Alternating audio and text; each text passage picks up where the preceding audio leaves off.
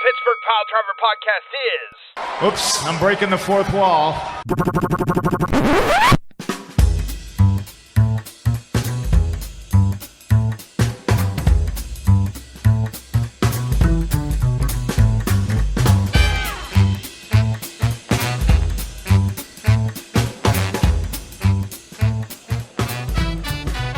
All right, we are back in the Breaking Kayfabe Lounge. Feels good to be here. I don't know about you guys, but I need a little drinky poo here in there. Delicious. Back in the Breaking Kayfabe Lounge, as I said, thank you folks for coming back, kicking back, having a beverage with us. This week, not just Alec Ransom, but we are joined by Mr. Casual Gaming Guy himself, Tiger Bomb Tom, and we're going to be joined by Mr. Beef the Legend here very shortly. So we're going to have the whole crew in the lounge today. Gentlemen, how are you doing today? Oh, gosh. Wow. That's how Ransom's doing. Is that Sketty coming back on you? Yeah, figure it out. Oh, man. I'm not doing too bad. I'm glad that everything timed out the way that it did. I told you guys in the chat that I literally just clocked out of my scanner, and and no sooner did I do that than my supervisor called me and was like, hey, did you already log out? I'm like, yes, I literally just did, and I just got home. He's like, all right, never mind. He's like, I was looking for somebody to go help a driver. I'm like, okay. And he's like, okay, I'll see you tomorrow. Yeah, not this guy. not today, Junior. Not today. Any other day, sure, but no, not whenever we have a penciled in date for the Breaking Kayfabe Lounge. Dude, I gotta say that I feel like I might not be able to gain entry to the lounge because I don't have any alcoholic beverages here.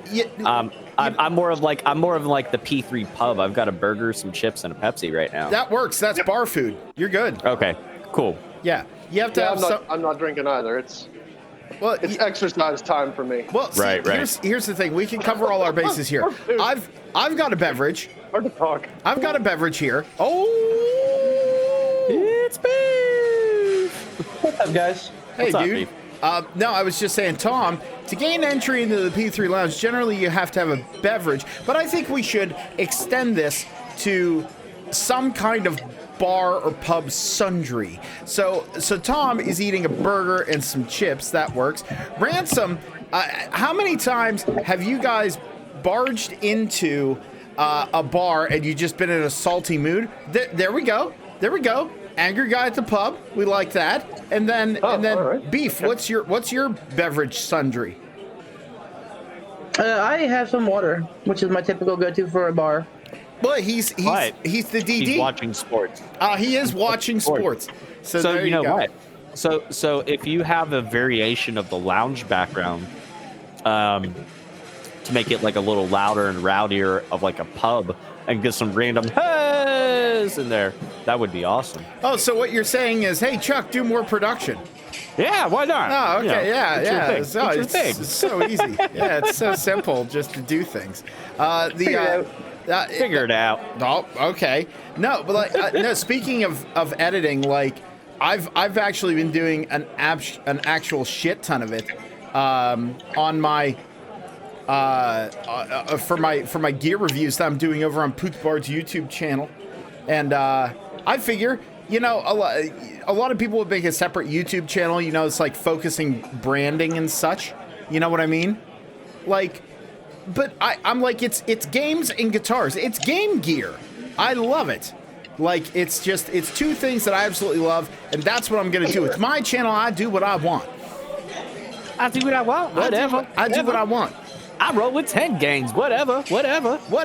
I do what I want, and that's kind of Pimpin' ain't easy, man. Pimpin' ain't easy, man.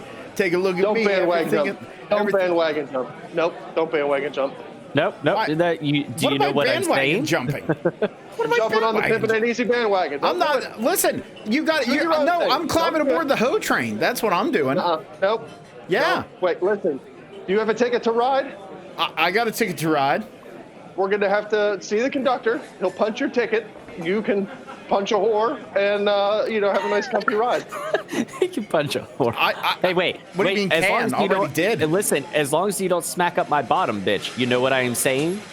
Oh, my. That was the whitest phrasing of that I've ever heard in my It's life. supposed to be. It's a butt. I know what you were going Tom, for, and I'm it's a calling butter. you out on it. Tom- I'm glad the poot got it. Tom is the butters of our podcast. He absolutely is. Well, hey, baby. Really derailed quickly into whores, hoes, trains, punchings, and bottom bitches. Train punchings. That would hurt. Oh, train punchings would hurt. Sometimes you gotta fist fight a train. When you get drunk enough, it seems like a good idea to just go to the old train yard and pick a fight. You're the only one of us that I can see getting drunk enough to fist fight a train. I don't know, man. Hey, what I do on the weekends is no concern of yours. That's between him and God. Oh, Come on, Nathan Scott Phillips. Oh, wow. Oh my God, I forgot. Oh, yeah, about you're that fine. episode. You're fine now, Beef. Yeah, you're good. Okay, can you guys still hear me? Yes. Yeah. Okay, Yeah, cool. you sound good. I just jacked down my sensitivity. Oh, perfect. Is whore punching typical for train, right? I mean, on the hoe train, yes, it is. all right. No, listen. Listen, You're riding the hoe Godfather. train. I feel like sometimes we you need to be gotta hobo punching if you're riding a train. Like you jump a boxcar, punch a hobo. I don't know. I take It's my my violence out on the club car. All right. I show up in the club car and I just start punching tables and walls and Oh if my there's God. a mug or a plate in my way, it's just punch a Rooney. We need So- a P. We need a P3 club car. Oh, that's where we're gonna be next time we do this. We're gonna be Nice. in the Dear P3 Lord. club car. We need a ransom. We need Yeah, a there's P. just gonna be a picture of a disgruntled Mandalorian in the background, just punching plates, windows. This is the way I've spoken. This is the way. I love using I've spoken now in every chance I get. So I just finished up season 1 last night. So I'm like we're binging it, but we're not like full on. Like we're not gonna watch like a full season in a day. So I still gotta get through Sweet. season 2. But All right, Tom, welcome to 2019. I know, right? Glad to have you. Hey, I'm a little behind the power curve. I don't have time to do all this shit. So I'm what do you- busy. Yeah, I know you're a busy man. What with hobo punching and people. working. The Yeah. Exactly. So Tom, what do you think of the Mandalorian so far? Oh, by the way, anyone who's listening, spoilers. No. Stop for a second. Stop. There's no spoilers. The first season of The Mandalorian came out in 2019. It's 2021. If you're getting the first season of The Mandalorian spoiled for you on this show, you deserve it, and I would invite you to come aboard the hoe train so I can punch you. Yes. But only in the club car. He has How are spoken. you getting the Mandalorian? I don't want to talk about it.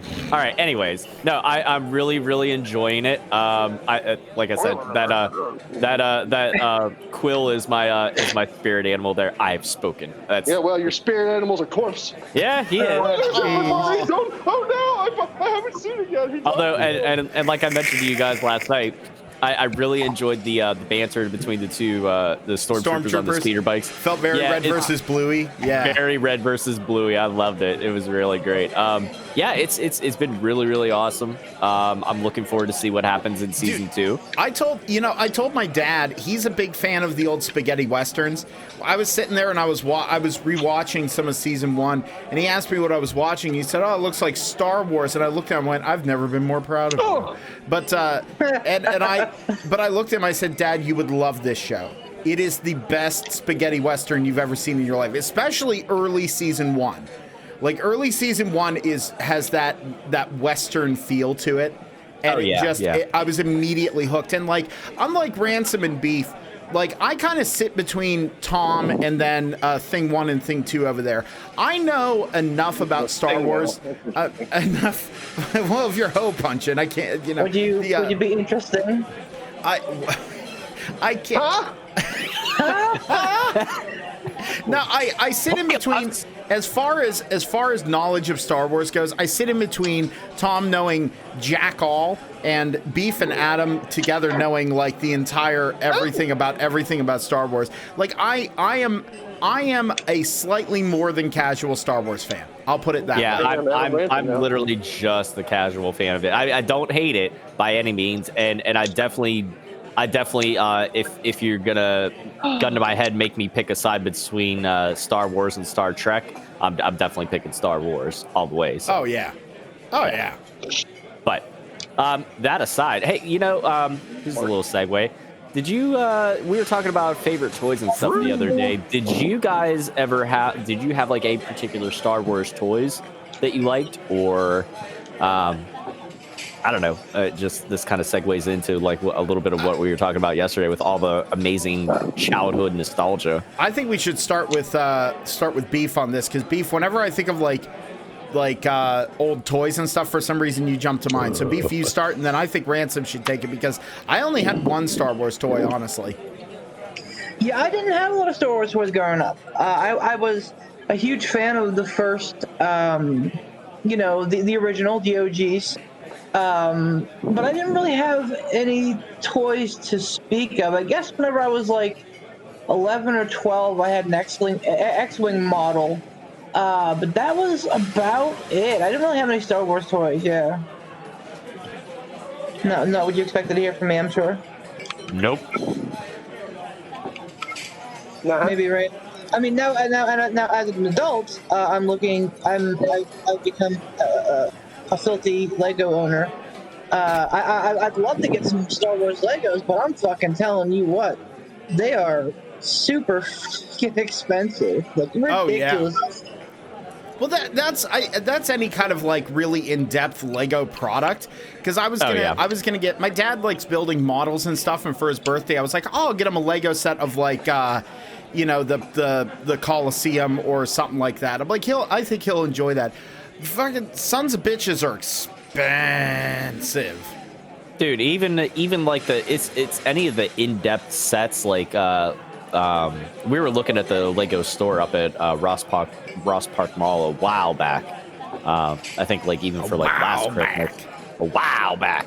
And there's sets up there that like the Harry Potter Lego set. It was like $300-400. If you get like like you were saying, like if I don't know what all you were looking at, but like you were talking about like your dad liking to build models and stuff. They had like a Lego, I want to say it was a Bugatti. And that thing was at least a couple $100 too itself. You want to be a hottie?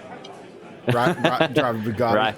You got work, God. Bitch. Well, I mean, like the Marvel sets, Marvel Lego sets aren't terrible. They're like $80 for a decent amount, and it's like, okay, like that's acceptable. I feel, but yeah, I mean, like fucking Star Wars, they want like $400 for like a good Lego set, and it depends on how big it is too. I mean, if you're running upwards of like, I'm gonna say if you're running upwards of like 1,000-piece set or something like that, yeah, you're gonna be paying out the ass. So the minifigs too, that's how they fucking get you with the minifigs. Because everyone's like, oh man, I want this minifig or that minifig, and you have to buy a different set to collect all the minifigs that you really want. They're shrewd fuckers. That's how collecting. God bless capitalism. That's how collecting is, though. Like if you collect anything. Well, just because I'm curious, Ransom, did you have any Star Wars toys when you were a kid?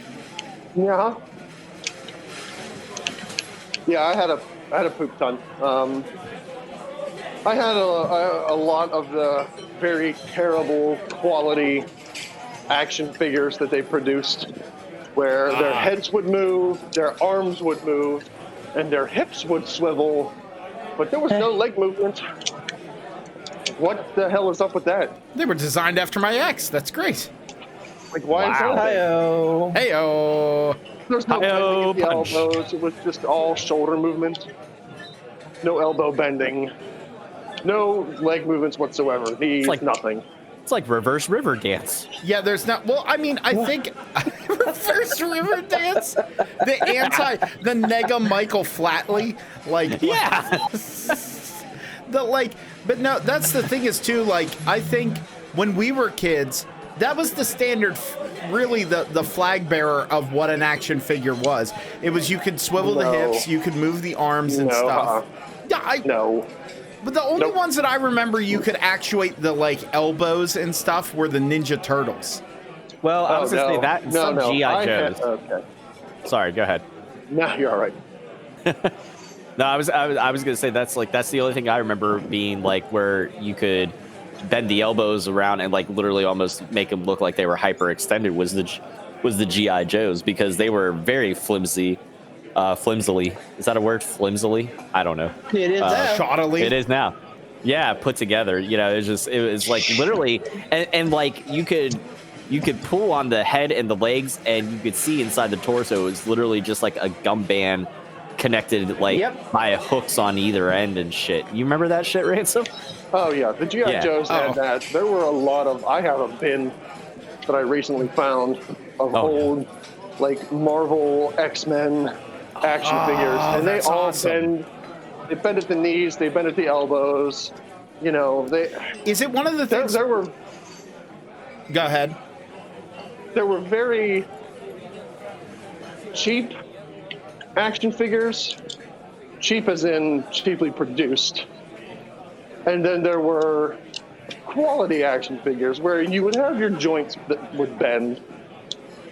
And it always pissed me off that, and there was, I can't remember what it was, brand-wise, but there was a brand of generic G.I. Joes where it was just good guy soldiers, bad guy soldiers. They looked like G.I. Joe outfits, like they were flashy and crazy. But it was like... Flashy and crazy?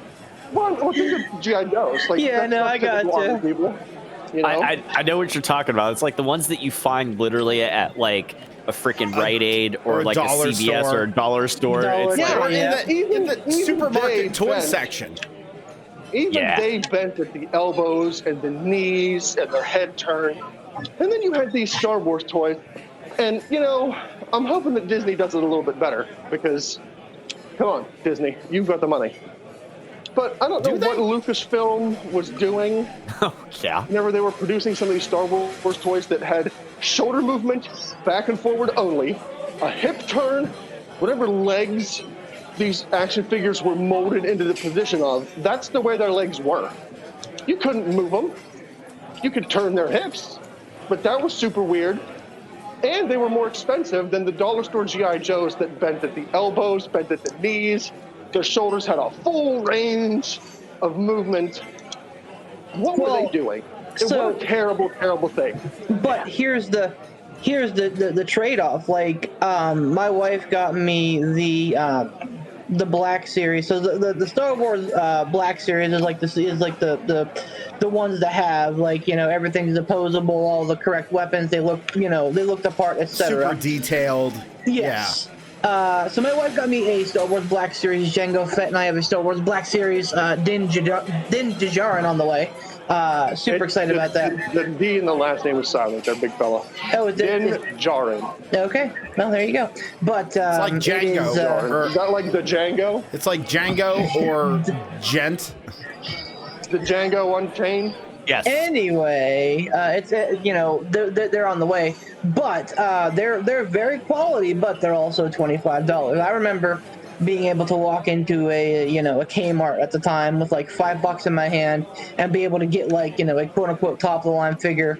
Now you got to spend at least like $25-$30 to get something that's really quality. Well, but I mean that it kind of goes along with where the economy's kind of gone, and like, you know, products in general.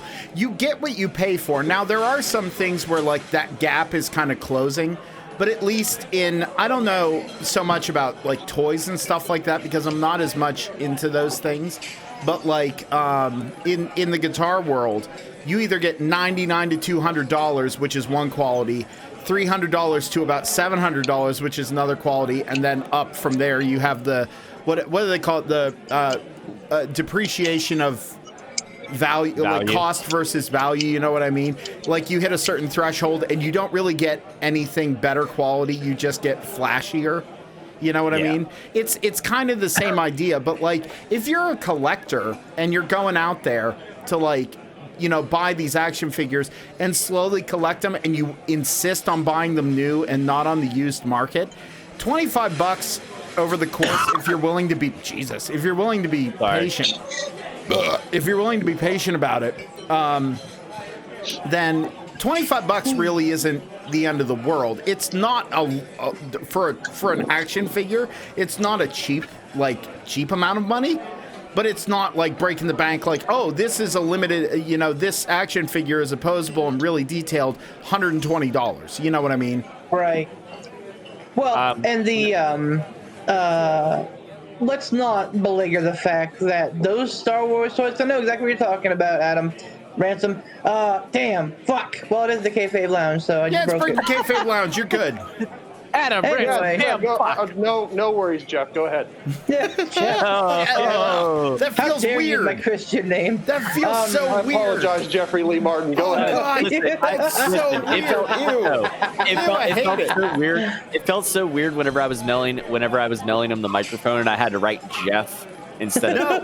I almost wrote. You don't have to. I mailed something to Ransom over there, and I literally on the mailing address I put Alec Ransom. Did you? Yeah, Oh yeah. he mailed it to me. Yeah. I'm pretty sure my kicks came to me under Beef the Legend. I'm not 100% sure, but they I'm did. pretty sure. They did. Yeah, Yeah. the post office doesn't give a shit what name you put on there. All they care about is the address. Yeah, that's true. I sent my old audio interface to Matt, the guy I do the Tone Bros podcast with, and Yeah. I put Tone Bro #1, literally # #1. That's awesome. And they didn't give a shit. It arrived just fine. Did you have any Star Wars figures growing up? A lot of them, Poot, or no? I didn't have figures. I think I had. I feel like I had a Boba Fett at one point, but I can't remember. But the only one that I really remember was a lightsaber. I wanted one of those, flick out like plastic extended lightsabers. I had one. I loved that thing. Yeah. And I beat it to death. And it just, dude, I feel like that's a part of me that still kind of exists into my adult life, or semi-adult life, if you will. Is that wonderment of like imagination or anything like that. Like whenever I pick up, I like the pop vinyls. I'm not a crazy collector. I like specific ones. Like I like the wrestling ones. I have a couple. I have like Flash ones. My favorite one that I have is from the BioShock Infinite series they did. They did Booker DeWitt, and then the girl. What was the name of the girl that he was trying to save? I don't know, because I need to play through that series. It was Booker DeWitt, her, I think one other one, and then the Songbird. And the Songbird is big. Like it's not a small. It's one of the bigger, really detailed ones, and it was apparently kind of hard to find. I was on Amazon just looking for video game pop vinyls, and there was an independent seller selling one for like, I think it was $10-15 or something like that. So I bought it, and I went, well, if I get scammed, because independent sellers on Amazon, that's kind of a crapshoot sometimes. Right. I was like, I'm only out $10 or $15. You know what I mean? That's not the end of the world. It showed up and it's in box, and I'm looking at it. It's really cool. Apparently they're really like comparatively pricey because they were so detailed. And I got Pop mine in for a general song. can be pricey. Oh Yeah. my God, yeah. Did you, when you were over here, did you notice the ones that I had up on the shelf above all the video games and stuff? Yes, I did. I can't remember what ones you had, but so there was the ones in the bottom were kind of hidden by the amiibos that I have up there. Right. And I'm not someone that likes to collect a whole lot of stuff myself either. I don't like a whole lot of clutter, but if I had like a designated space for it and I had the room and like shelving and stuff, I would definitely collect some of those. The one pop vinyl I have is, let me see. Oh, it's Katana, because I won it from a giveaway from another streamer cool. way back when. Another one I have, it's Daenerys Targaryen riding Drogon. Oh. So that's the other one. And then the two wrestling ones I have, I got one as a birthday gift. I'm trying to remember who gave it to me. It might have been my friends Bill and Molly. They gave me a Seth Rollins pop vinyl, and then whenever I was looking for one for them, I think I got them New Day or something, and I found myself the Chris Jericho with the list, so I have that. Oh yeah, it's a good one to get. I've got up here. I've got Balor, Kevin Owens, Nice.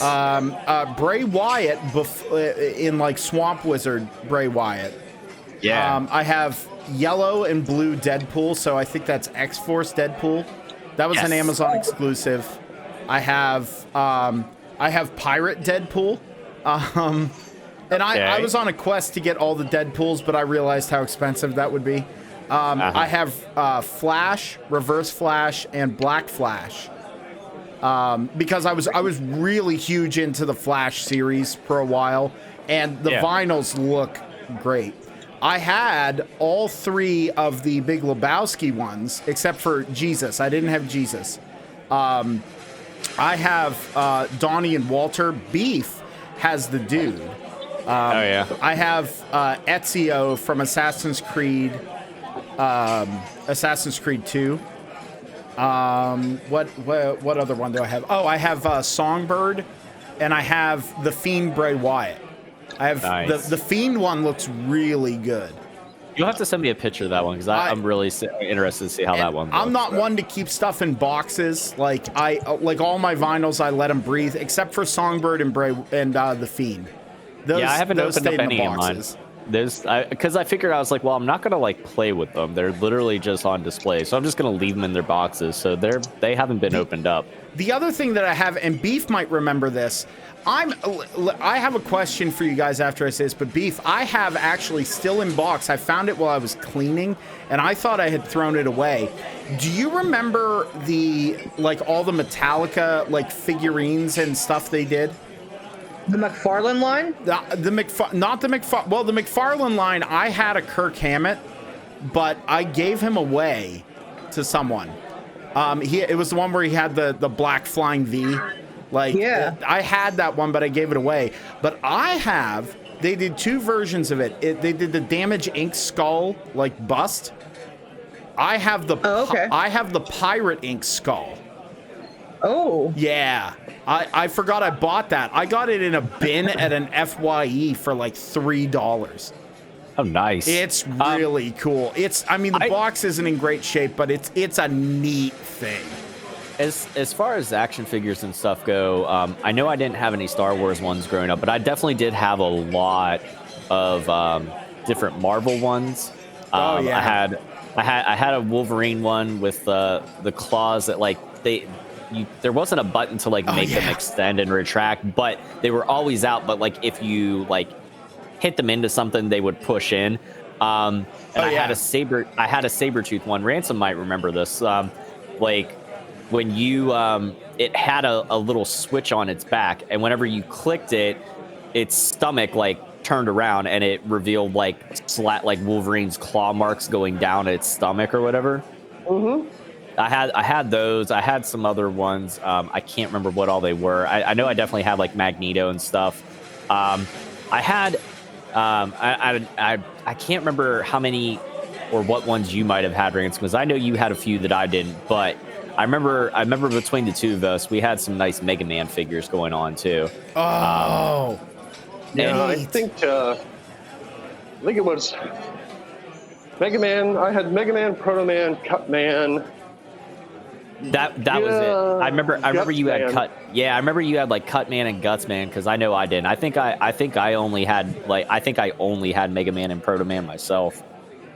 Yeah, I think the only other 2 that I had were Guts Man and Cut Man. And funnily enough, I still have Cut Man. He's in a bin of toys that I found in my basement recently that Micah now plays with. That's awesome. That's awesome. Action figures. Dude, that's so cool. Mega Man and Proto Man are in there. And then as far as the Star Wars toys, that it kind of got away from me there. My parents recently were digging up some stuff in their attic, and they found a bin of toys that were mine that they still have. There's an old X-Wing fighter that if you push on R2-D2, if you push him down, the wings open up into the X.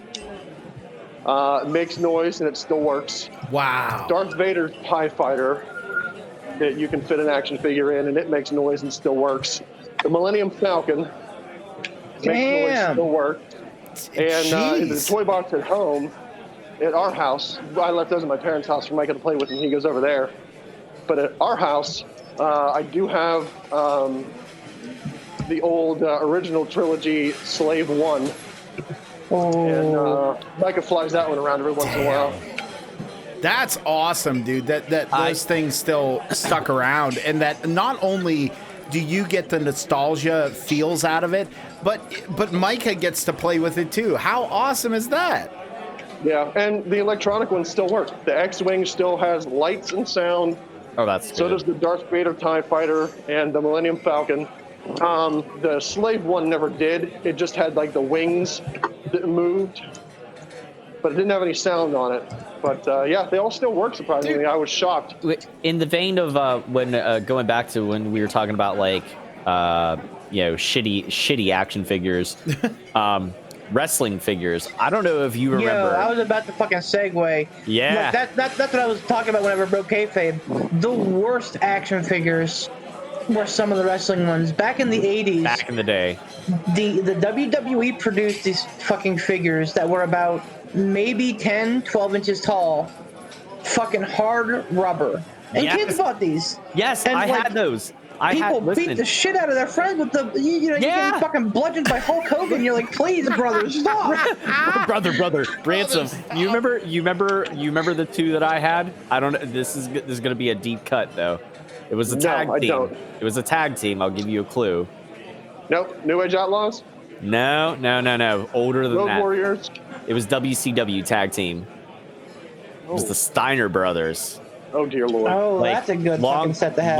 Long-haired Scott Steiner and and little fucking Rick Steiner, and they had like these cheap little plastic title belts or whatever, or like rubber title belts or whatever. But yeah, those things are like hard rubber. You chuck that at somebody, you're gonna give them a fucking concussion. Well, those things were crazy. It wasn't even the tall ones. There was the little one. There was the smaller ones. Because I remember my friend Sean. I never had them.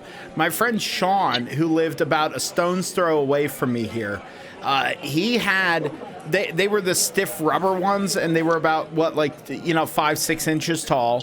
And you couldn't pose those ones at all. No, those are the two that I had. They were just in a pose, and the two that stick out in my mind are he had a JYD, and he had George the Animal Steel, and his tongue was green. But the best part of it was when it was injection molded. The way that they did his hair was it was just part of his flesh, so it was just like dotted, like with these lines to show that he was hairy. Like it was fucking, in retrospect, it was so goofy. But he still has those things back at his house. I said, dude, you should take him out, put him on display, because he's a big collector of amiibos. And that kind of leads into my question.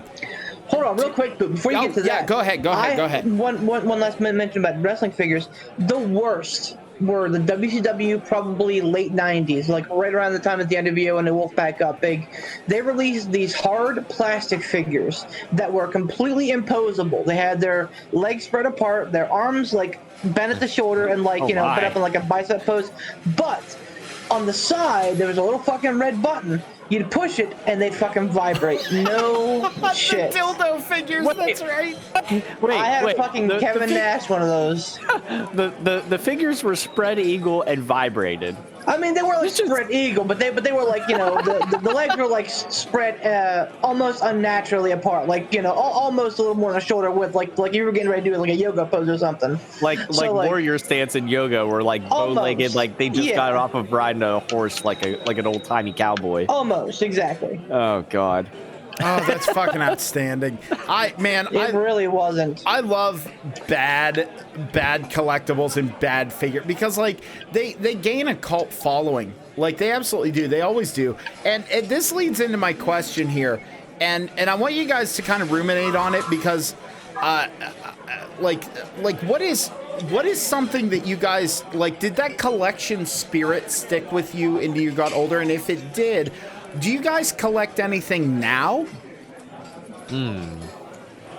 I'll go first. I don't think I really collect anything now per se.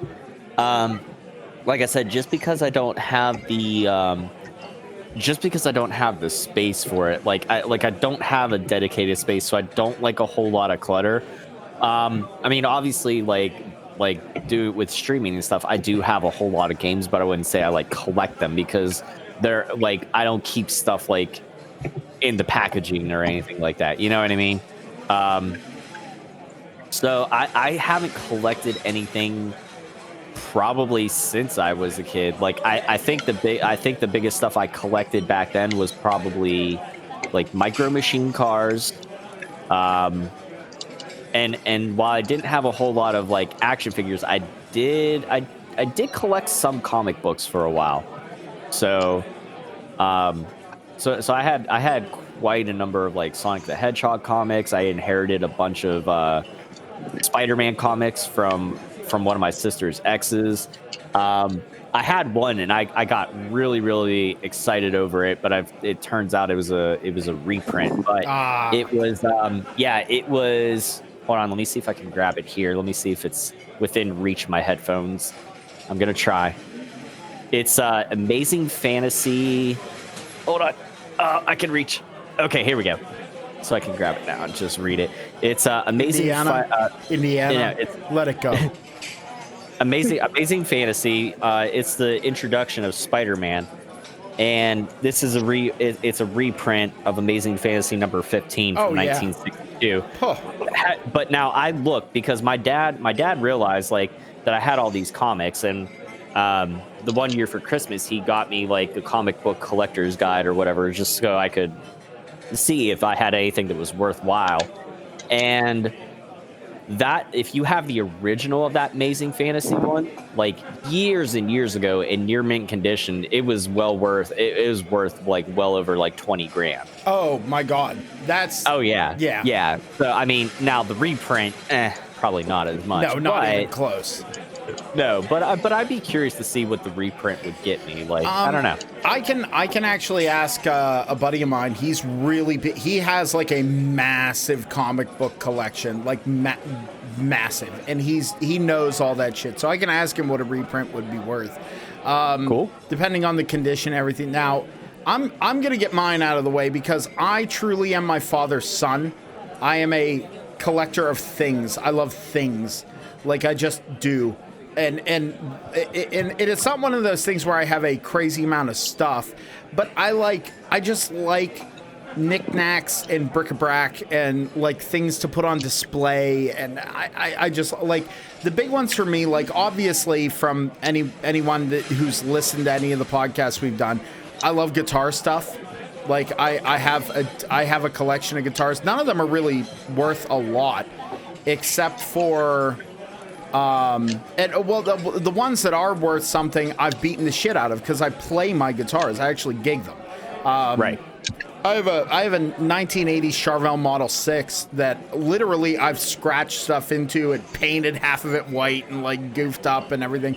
But it's my guitar. It was my first real guitar. So I didn't, and plus they weren't valuable back then. No one wanted guitars from the 80s that were fire engine red. You know what I mean? Nobody wanted those. Now they do.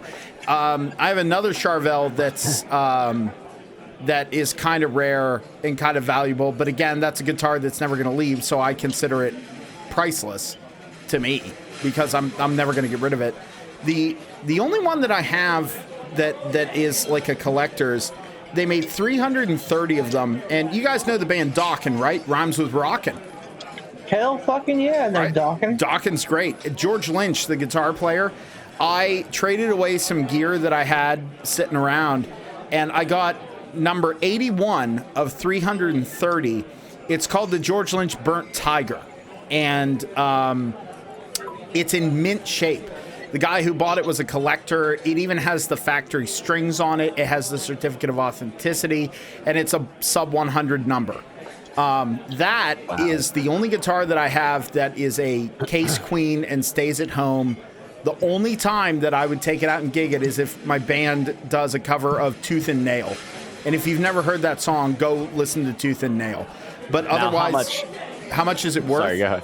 Yeah, would you say roughly, if you had to guess? I see them go anywhere online between $1,500 and $1,800.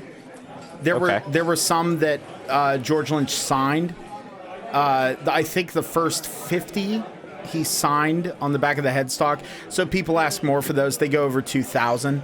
But mine, basically I looked at is I was taking this gear to get rid of to sell, and this guitar was there, and I grabbed it up because I went, that's an investment. If I ever get in a pinch, I can sell it. You know what I mean? But also, I'm a collector. As far as other things go, dude, Zippos. I have a ton of Zippos. I love Zippos. They're a Pennsylvania product. When the marching band at Loch Haven went to Ireland, everyone else went and did touristy shit and bought touristy, Irish hats and shillelaghs and shit like that. I went over there. No, seriously, they did. It was ridiculous. And what I did was I went into a pipe shop, like an actual tobacco, like pipe and store, and they had Zippos for sale. And I bought it's like an engraved Ace of Spades Zippo. It's really cool, and it was limited, but there were 2 runs of it. One had I think actual diamonds in it. I'd have to go back and check, but mine doesn't. Mine does not. Mine's the more mass-produced one. But I went all the way to Ireland and I picked up something that's made in Bradford. So I had my dad got me into some stuff and again, it wasn't I didn't stick with it just because I didn't have the whole space for it, but I have I don't know if you noticed it whenever you were over here again or not, but I have I have a black Zippo that has the gold Marine Corps emblem on it, so I put it up on my on my shelf, my little wall of fame over there. I definitely saw that, and that was super cool. It jumped out at me. I have that. I did collect. I almost forgot about them now that I mentioned them. I'm looking at them. I did collect some different coins while I was in. They had it really what it was supposed to be. You get different coins. If you got a battalion coin or this and that. If you were, it's supposed to be if you went out to a bar and you had a coin, say if you had a gunnery sergeant coin or something like that, and somebody else, didn't have something higher than that, then they were supposed to buy you a drink or something. Nobody ever I've never met anybody that ever did that. But I had I got, a battalion coin. I got some coins while I was over in Iraq that were of one. I think one was one was with Penn State on it. One was with Pitt or whatever. So I had a few things there. My dad got me into some different wolf figurines and stuff because I'm a big fan of wolves and stuff. So I have some of those. You didn't see them because they're in my bedroom, and you didn't make it to there. You did. You don't know that. Yeah. I mean, it was only the first date, so it was only the first date. No, you gotta come back over for date number 2, and then I'll put out. But awesome. Yeah. I cooked for him on the first date. I made some burgers. He made some killer burgers and some awesome food. It was great. But just closing up mine, shot glasses. I have mugs, glassware, bar glassware, and then the one that I got into recently was playing cards. I love playing cards, goofball playing cards. They'll do. Oh, we're making 200 decks of this. The one I picked up one, it's called Deck of Cards, and when you open it, you can never fully close the deck again, and the cards are just white, and they say on the front and back it's white, on the back it says Deck of Cards, and on the front in the corners where the symbols would be, it says Queen of Hearts. That's all it says, and it's white. And the idea of this deck is that you know what a Queen of Hearts looks like. If I say Queen of Hearts, you can imagine it in your mind. Right. So you know what it looks like, so why print it? And it was this kind of... So I bought 2 decks of it, one to open and actually goof around with, and the other one, it's still sealed up. Nice. I'm just a collector. That's just who I am. What about you, Ransom? I don't collect a whole lot of stuff. I never did as a kid. And as an adult, I hate clutter. Really, I could live as a minimalist. The only stuff that I really need is stuff to live off of, honestly. But as a child, I was big into action figures. I never really collected them. I got them or asked for them or had them purchased for me as a child to play with them. So I don't think I ever really kept anything that I got in the box, because as a child, and this is my child's mentality, why do I want to get this action figure and keep it in a box and set it on a shelf? Let it breathe. Tear it open, and I want to play with this motherfucker, and I want to. It's new, so guess what? This one's going to be the badass, and it's going to kick all the other action figures' asses. Yep. Until I get tired of it, then my go-to action figure is going to make a dramatic comeback. Yep. And really just wreck shop, because that's the king of the mountain, and you can't really freaking beat it. But as an adult, I don't really collect things to collect. If there was something I had to say I collected, it would be pistols. But then again, I don't collect them just to buy them and go, ooh, super shiny, and put it in my gun safe. Oh, yeah. I buy it, tear it apart, clean it up, take it to the range, do some shooting, bring it home, clean it up, put it in the safe, and it goes back out, back and forth to the range. I don't think I have a gun in my safe that doesn't have some wear marks on it or some scratches or something, because I like to shoot them. And follow them. And just inherently, whenever you shoot a gun, you're going to have wear and tear. You're going to have bullet casings that nick here or rub the paint there. When you rack the slide, you're going to have wear and tear on the paint with a coating of it. And that's kind of how I am with guitars. That's why the one that I talked about earlier was so different for me, because I am very much of the opinion that a guitar is meant to be played. Just like how you're like a gun is meant to be fired and used.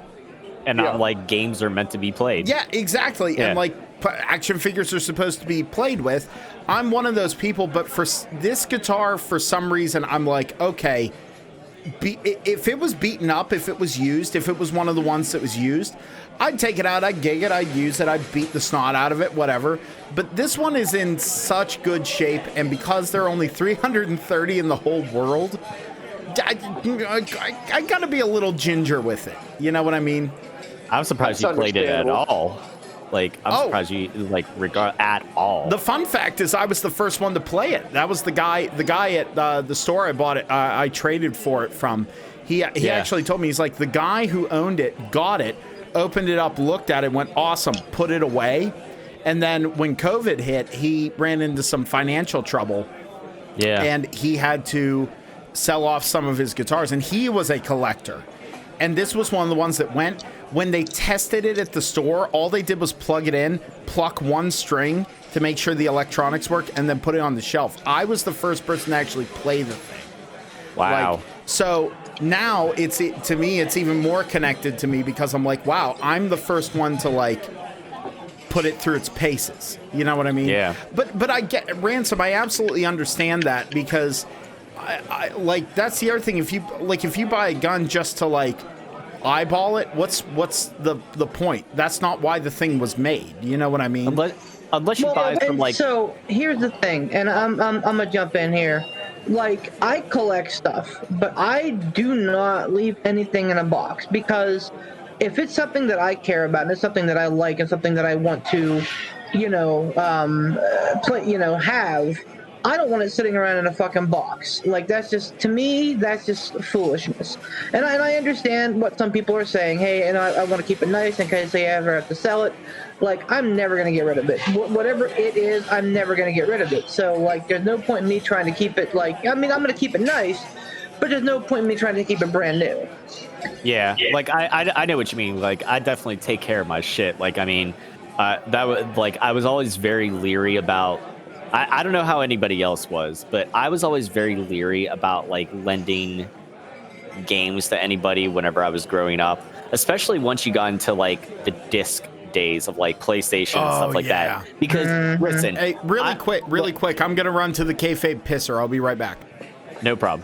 And I still see this out of some people, and it makes me absolutely fucking bonkers that I've seen friends growing up that they'd have a pile of PlayStation games, and I'm talking like PS1 with the black, laser disc side. Okay, now black shows a lot of stuff and shows dust and dirt and scratches very quickly. I would see games that I don't know how the fuck they functioned and played because they were so scratched from people just leaving them sit around in a pile one on top of the other. No cases, just sitting on top of one another. And I'm like, I'm never fucking lending you anything of mine because you won't take care of it. Like, hey, I lived with a guy who did that, like with a ton of Xbox games. Oh my god, that Still do. Ransom, you would drive me up a wall, my friend. Fucking do. I think I have 2 separate piles sitting on top of my Xbox right now. There's Xbox games, there's DVDs. I don't know what's all in the pile because buy a fucking case, clutter. Man. Buy a case. No, I hate clutter. So anytime I get a game, whatever, I fucking throw that case away. Goodbye. Oh my god. I don't have space in my house. You know what? To be taken up by stupid plastic cases with stupid pictures printed on them. Listen. I get a DVD binder. And that's what I'm saying. Yeah, put them in a DVD binder. Look, if I'm switching out Fallout New Vegas, some other games, Star Wars, what's the guy with all the lightsabers and he's got the lightning fingers and whatever, that guy that holds his lightsaber backwards. Yeah, Force Awakens. And a handful of other games that I rotate in and out frequently enough. I'm not going to dig through my stupid binder to find one of those stupid games. I'm going to put it on a stack on top of the Xbox, and that's where it's going to live. And if it gets scratched too bad, then I'm going to break it in half. And I'm gonna download the stupid digital copy like I should have done in the goddamn first place. Yes, you should have. And I'm gonna wash my hands of it. You're a monster. Anyway, stacks of them. I'm gonna take a picture of it, and every time somebody mentions Goldberg, I'm gonna send you a GIF of Goldberg and a picture of my video game stacks. Oh, I'm gonna have a fucking stroke and a heart attack and aneurysm all at once. My Stroke God. out city. Oh no, that's something else completely different. That's on OnlyFans. Anyway, I think I got the cardio DVDs in there. Oh God. Hell yeah. Well, Big thank God. file. Thank God that the Nintendo Switch games are not disc. But anyways, that's one thing. What my point was, what like Beef was saying is, I definitely take care of my shit, and I encourage my kids to do the same. Like it was, and this was like a year or two ago, easily, probably even longer. But the one day, my daughter, who I like to affectionately refer to as the informant, she will always tell me if Connor is doing something wrong. So snitches get stitches. Yeah, Lily is a little bit of a snitch. But she told me, she's like, Connor threw his first I heard this ruckus going on, and I'm like, okay. So I called him out. I was like, what the hell is going on? And she's like, Connor threw his leap pad down on the ground. And I was like, excuse the fuck out of me? And I'm not paraphrasing either. I was like, excuse the fuck out of me? I was like, since when do we throw our shit and why? And he's like, I couldn't beat something on the game. And I was like, when I can't beat something on the game, do you see me throw my controllers around and throw a fucking temper tantrum? I was like, no. I was like, if you can't beat it, go away, walk away from it or whatever, and come back after you've calmed down. I was like, if you don't appreciate, I mean, whatever. If you don't appreciate, that's it. Burn down a forest. Why not? Yeah, why not? But I was like, if you don't appreciate the things that I buy you, I'm not going to keep buying them for you. I was like, there's no rule that says I have to buy you Christmas or birthday gifts. I do it because I love you. Ooh. I was like, so I want you. Yeah. I was like, really, if you think about it. Throwing down. So I told him, I was like, if you don't appreciate your shit, I will not keep buying you new shit if you break your shit. I was like, that's why I got my kids into, and Lily was actually asking me, she's like, hey, when are we gonna get rid of our old toys? Because I've been doing that the last number of years with them. Christmas time rolls around. I'm like, hey, what toys don't you guys play with anymore? We're gonna give them give them away. So kids that might not have these toys have something for Christmas or whatever, And I was like, now granted, like, we're not, definitely not by any means like super wealthy or anything like that. Not by a long shot. So again, it's that's how it was for me growing up. I know we didn't have a lot. We were lower middle class, borderline poor, and so I took care of the shit that I had, and I really appreciated what I had, and I want my kids to do the same, because it's like, you have this stuff, but there are people out there that don't even have what you have, even if it's not a lot. It's like there's people with even less. So take care of your shit, and so anytime like they're playing with stuff, whether it's Legos or whatever, I'm like, hey, well, if you're not playing with something, like, put it away, so you don't lose it, break it, etc. Take care of your stuff so you have it for a long time, and get the most bang for your buck, or I guess I should say bang for my buck, because I'm buying it. So it's bang for your buck, and it's also respecting your things, and that even extends to like your space is really I'll tell you what, I spent yesterday, I woke up and I was super productive all day. I cleaned up, vacuumed, threw stuff away, cleaned up the workshop.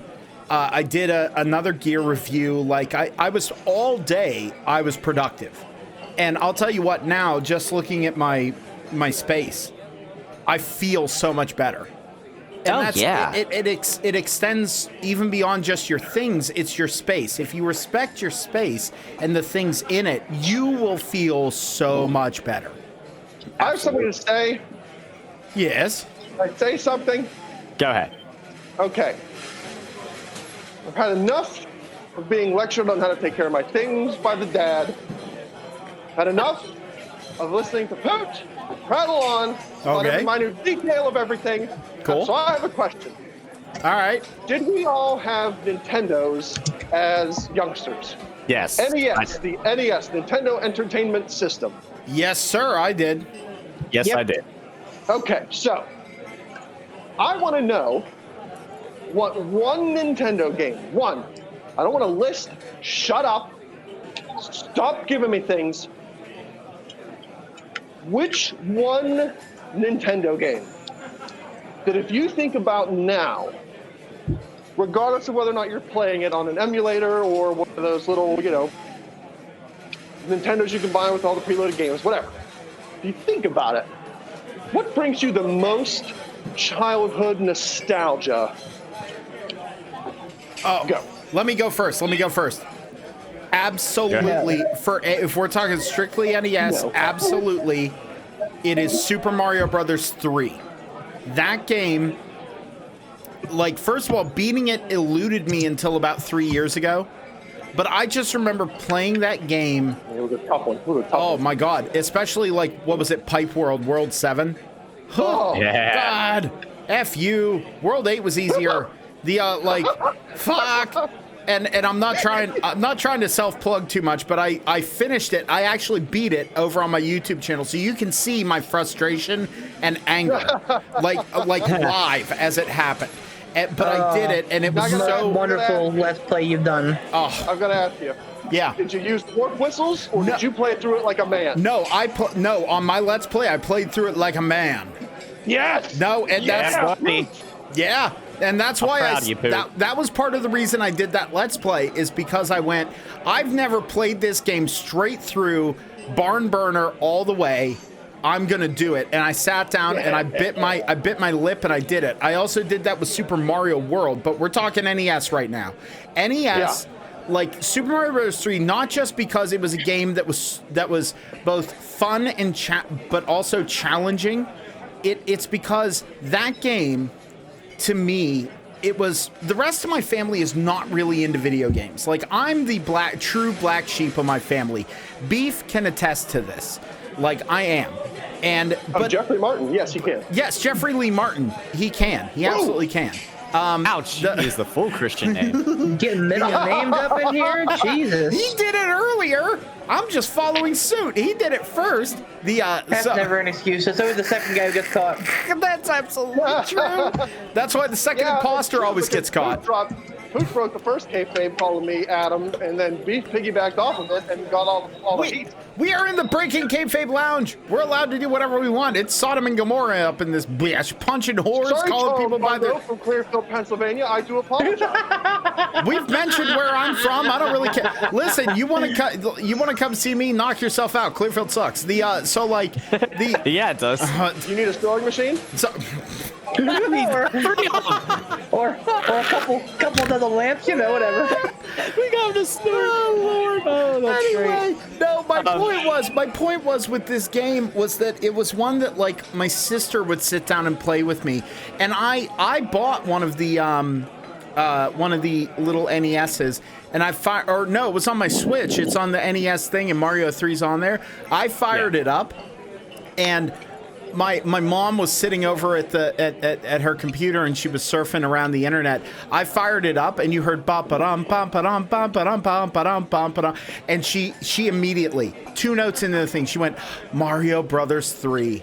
Like it was something that like my sister would play with me and plays. We'd play switch off as Mario and Luigi. And we'd laugh and we'd get frustrated, but like my mom and dad would watch me play. They would like it, and it was just like a game that holds such like a good feel to me. It is absolutely, in the context of NES, Super Mario Brothers 3, bar none. Beef, what do you say? What gives you the most nostalgia when you think of an NES game? Well, I should have went with my initial fucking response and said no and gone first, because that took my answer. But realistically, yes, Mario 3 is one that I will always be very fond of. But I loved Mario 2, and it's wild because I know that game wasn't a good game, and I know that game wasn't like Mario at all. But I remember we had Panic. Yes, that was fucking weird. We had and I'm sorry, there's a little bit of a story attached to this, so bear with me. We had a fucking video store for a cup of coffee in our mall, right next to the pet place. Yeah. That GMC was it right next to GMC? It was. Yeah. And I would go up there and rent games because that was like the least popular one. So I'm like, oh fuck, I'm gonna get my games here. My dad, I sent him up there all the fucking time to get Mario Brothers 2, and it was never, ever, ever in. To my credit and my recollection, I rented it a couple times from a different store, but I don't think I ever actually owned that game. And I still think, so I owned it as like a part of All-Stars, and, obviously digitally and everything else here in the future. But like the actual game itself, I never actually owned. I just rented a whole fucking bunch because I absolutely loved it. So yeah, Mario 2, the minute I hear that fucking theme song, I'm in. I want to hear Ransom's response, because I could easily say Mario 3 as well, and I'm trying to think of another game besides that. So Ransom, what do you got on yours? Or not, because he's muted. Good talk. Unmute yourself. All right, well, I guess I'll go then. So yeah, Mario. Oh, that's okay. Do you want to go or do you want me to go? Up to you. Your call, buddy. You go ahead. So I'm gonna bro out here. Are you ready, Tiger Bomb Tom? Yeah. Oh boy. I'm gonna bro out. Not Matt Riddle bro, but like old school friendship bro out. Oh yeah. When I think of NES games that give me the feels, it is Friday the 13th. Yep. Oh, yep. Nice. Because way back in the day, I would go over to Tom's house, Tom would come over to my house as kids, and we would co-op that game. It was a one-player game, so we would switch off, taking turns playing this game. And I can remember distinctly in the Jason fights, in the side-scrolling part, when you would get into a Jason fight. Like outside the house. Yeah, outside the house. Yeah. I would do that part. When we got into a Jason fight indoors, Tom would do that because Tom could always dodge his attacks, and I never could. No, I didn't know for the longest time as a kid how to dodge. Oh, I really did. I always thought you were the dodge guy, and I could never. No, I didn't know for the longest time. But so you just mastered the fight then. I guess. And that's what we did. And I can remember looking up, because the internet wasn't a thing.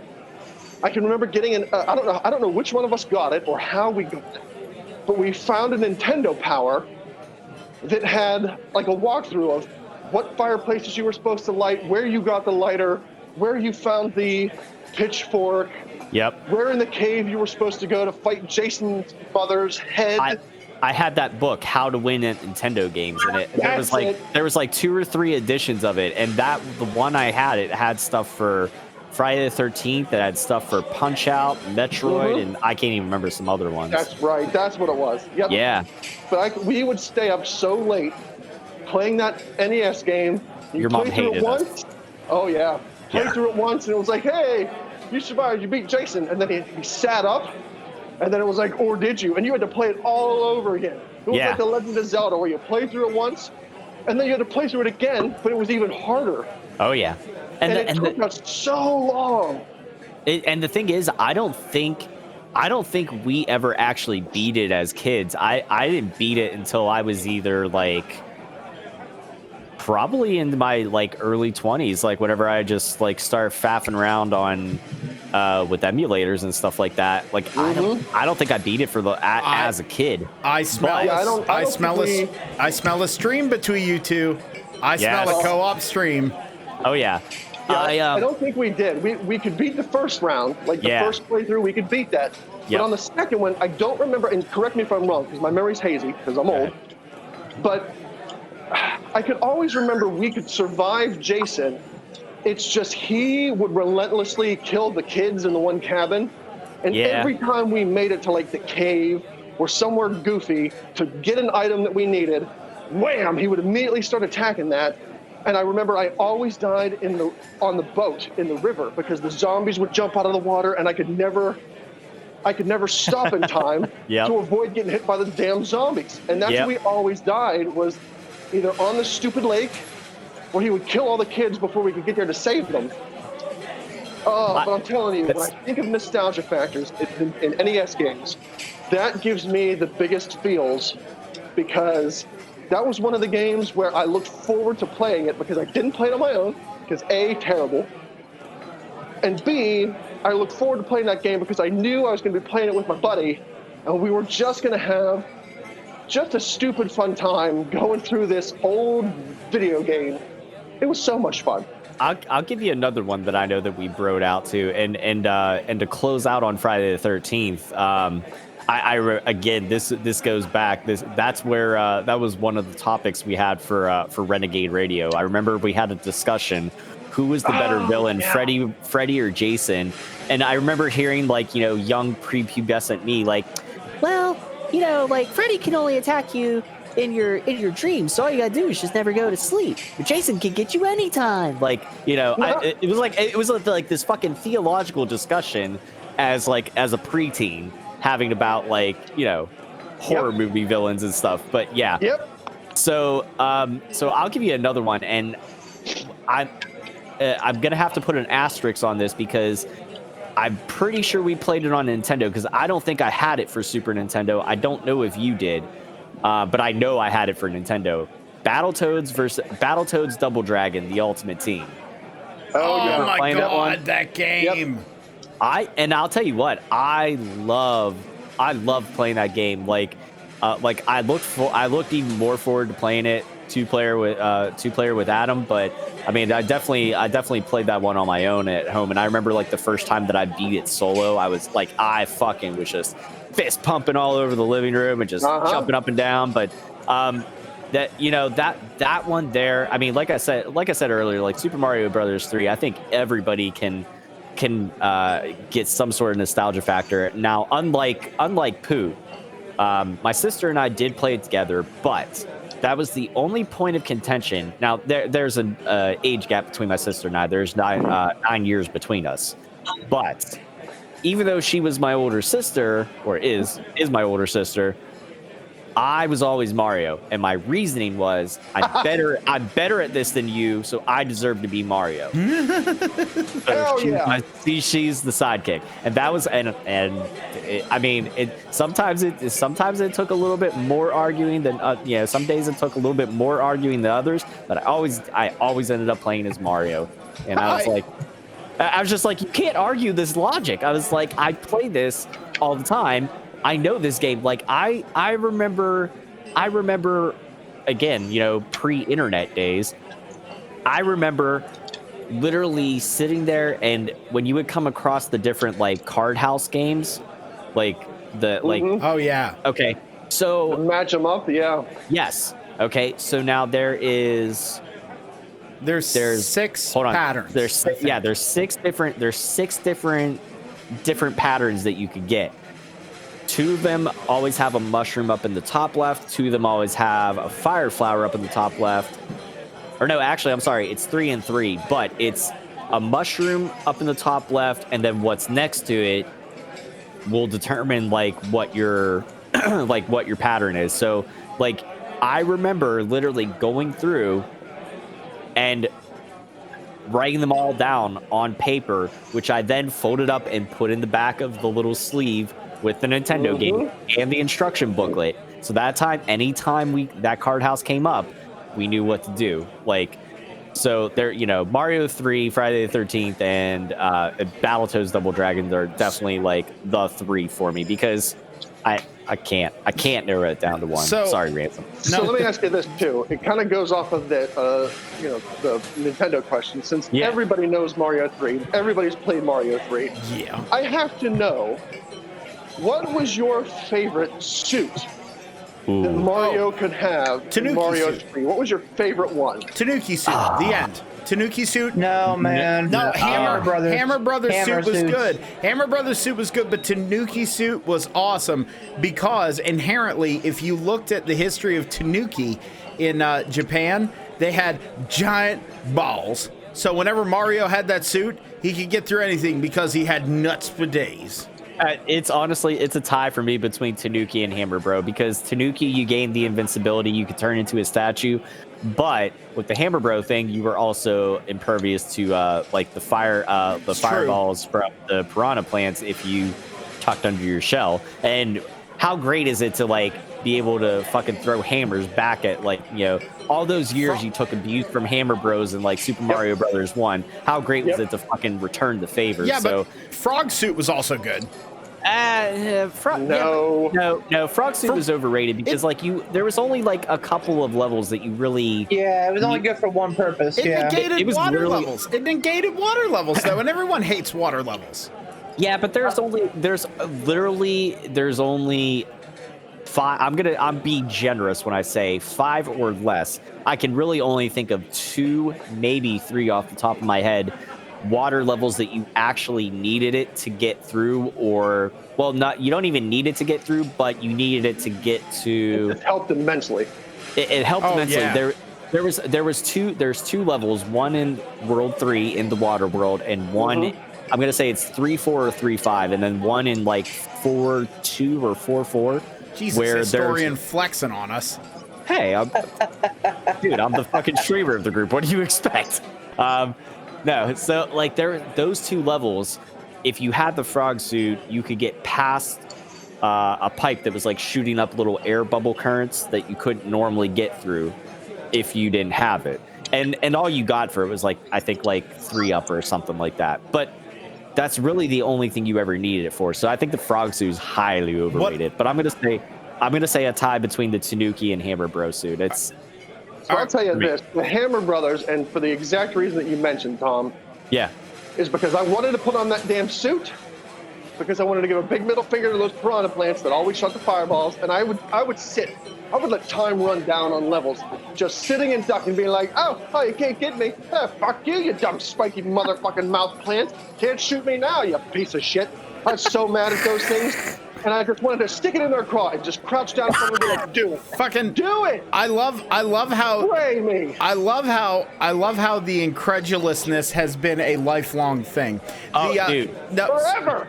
No, forever. Let me. Well then, let's Hold on. You settle down. So the Hammer Brothers, I like to throw them back to the Hammer Brothers too.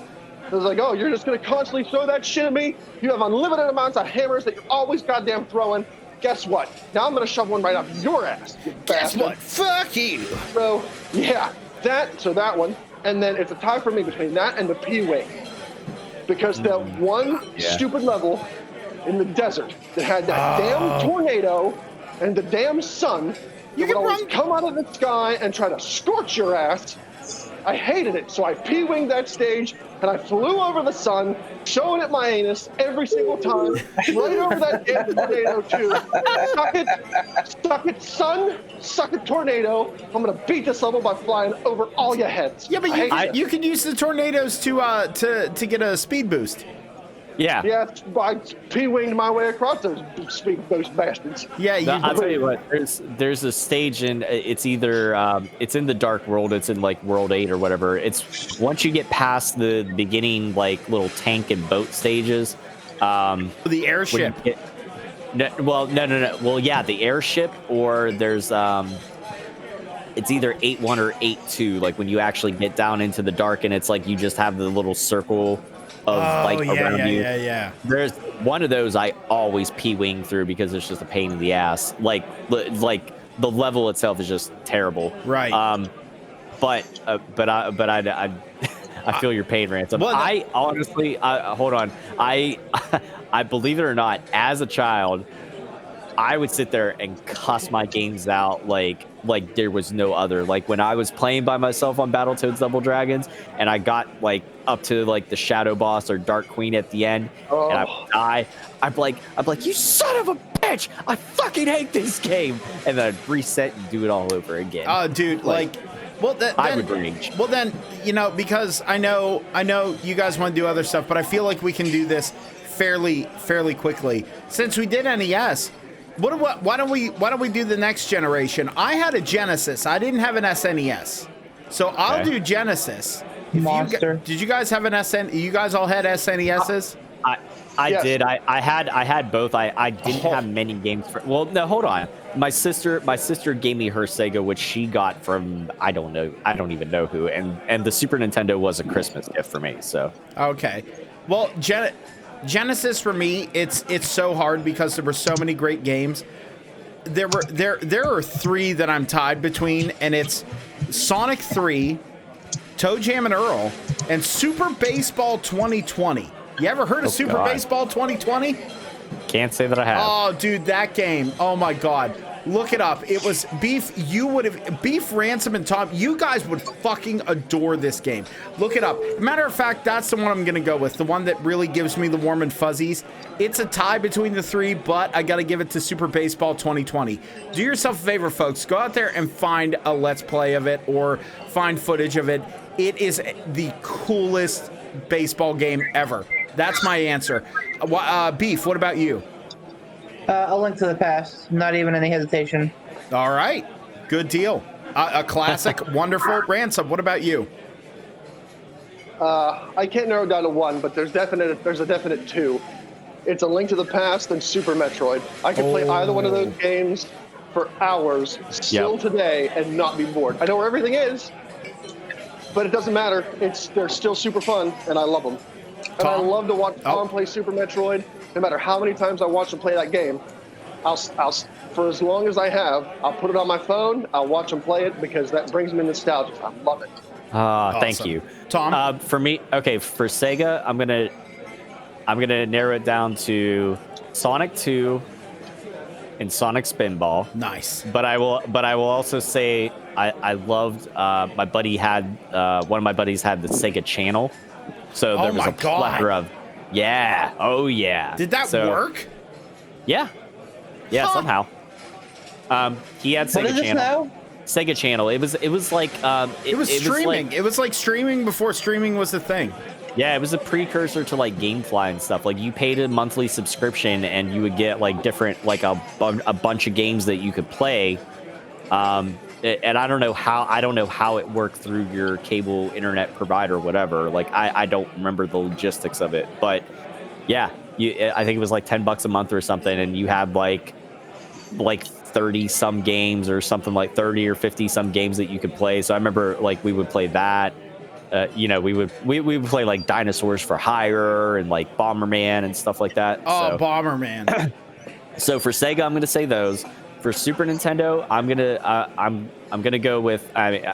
Honestly, I didn't get into Link to the Past until like I got into my later adult years. Ocarina of Time was the one that first got me into everything. But okay. I will say, but obviously, Super Metroid, because what Ransom said. And then I got two others, and these were also ones that I would play with Ransom all the time as a kid. Killer Instinct. Yes. Yes. Which again, I had my notebook of moves written down for everybody, like, all the special moves and the finishers, and Saturday Night Slam Masters. Oh my God. Yeah, that was a good one. Well, then really quick, Didn't you name a dog after Glacius? I did. One of my dogs I had was a husky, and we honestly think it was like part wolf or whatever. I don't even know, but it was a husky mix. It was all white, like just snow white, and it was a timid but mean son of a bitch. It was not a family friendly pet. I don't know what happened to it. I don't know if it was abused, whatever. All I know is when it ran away one day, we just were like, fuck it, like whatever. Yeah, I mean, I hate to say that because I am an animal lover, but I named my dog Glacius. Really quick then, because the Breaking Kayfabe Lounge is fixing to close here. Let's without doing we could get into PlayStation and Xbox and all that stuff, but since we're kind of on a Nintendo thread a little bit, let's do N64. Let's close it out there, and then we can talk further forward with other consoles on other episodes of the Breaking Kayfabe, or other visits to the Breaking Kayfabe Lounge. Why don't we do N64 really quick, and then we'll wrap it up. I'll tell you what, this time we'll start with Tom. Tom, what's a game that pops into your head when you get nostalgic for N64? Easily, number one is GoldenEye, all the time. GoldenEye. Yes. And if a close second is WWF No Mercy.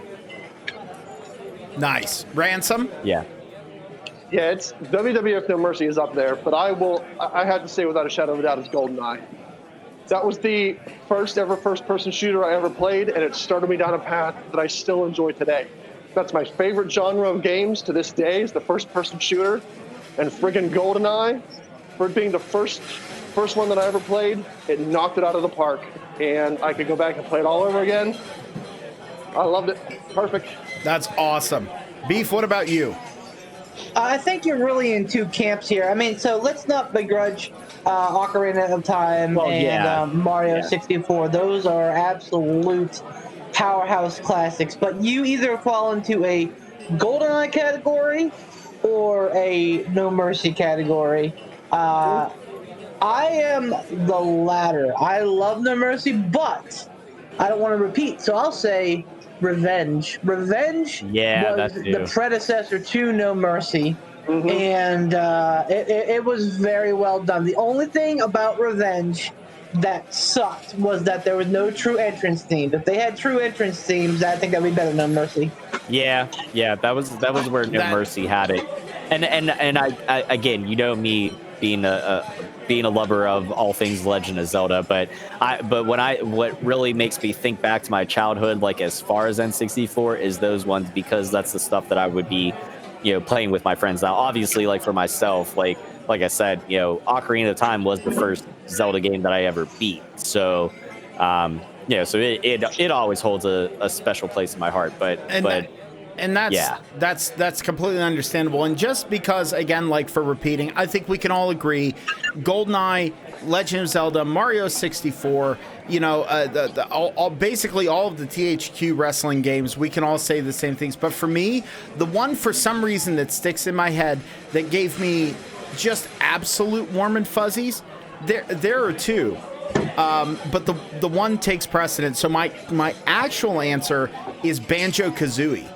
Banjo-Kazooie Oh, yeah. is just awesome. And if anyone says, oh, if you need to try ukulele, how about you go fuck yourself? Because I bought that game and it felt like a beta test. It functioned fine. Gameplay was fine. Everything was fine, but it just felt like, hey, remember when you loved this other game? Well, here's this because we don't own the IP, so here you go. Like, it just felt kind of flat. And maybe I'm being a little too harsh on it, but Banjo-Kazooie, man, that game, it was just the exploring factor of it, like, felt so good. And, like, I don't know. Banjo-Kazooie is just something so special. The other one, a little bit of a deep cut for N64. You ready for this? Mischief Makers. Mischief Makers is a very Japanese game, but, oh, man, anyone who's listening to this, immediately when I said Mischief Makers, you think Shake Shake. That's the first thing that went through your head. That game is so cool. Tom, I would love to see you stream. Go and find a legitimate, Tom, I'm saying this with a heavy wink, a legitimate copy of Mischief Makers and stream that shit because it's so much fun. I'll try. But then here's the other thing, by the way, and here's something for you guys to look at and something for you folks out there who are listening to the Breaking Kayfabe Lounge and joined us for a beverage or two is on this past week was Awesome Games Done Quick. And they do a 24/7 for a week speedrun marathon, and they raise money in January. It's for the Prevent Cancer Foundation, and then in the summer they do Summer Games Done Quick. It's Doctors Without Borders is the fundraiser for that. But at this past AGDQ for 2021, they did there was a guy who did a blindfold 16-star run of Mario 64. You need to check that out because it will make you feel bad for ever have died in that game.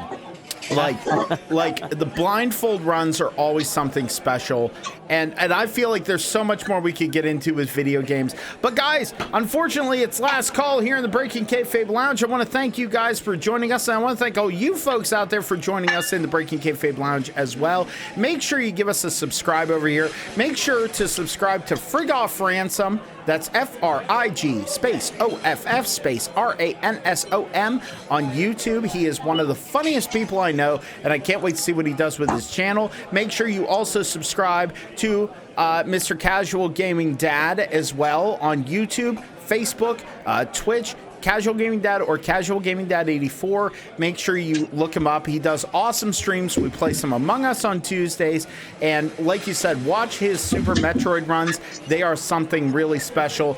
And of course, I would be remiss if I didn't mention, subscribe to Mr. Poot the Bard, Bebe, on YouTube. You don't search the Bebe part, just Poot the Bard. And I do some Let's Plays, and I also do some Guitar Gear reviews over there as well. And make sure you subscribe to the Pittsburgh Piledriver podcast on YouTube and find us anywhere that quality podcasts are available. That's Spotify, iTunes, Google Podcasts, and many, many others. So, gentlemen, thank you very much for joining us at the Breaking Kayfabe Lounge. Have a wonderful evening. Take care, guys. Drive safe.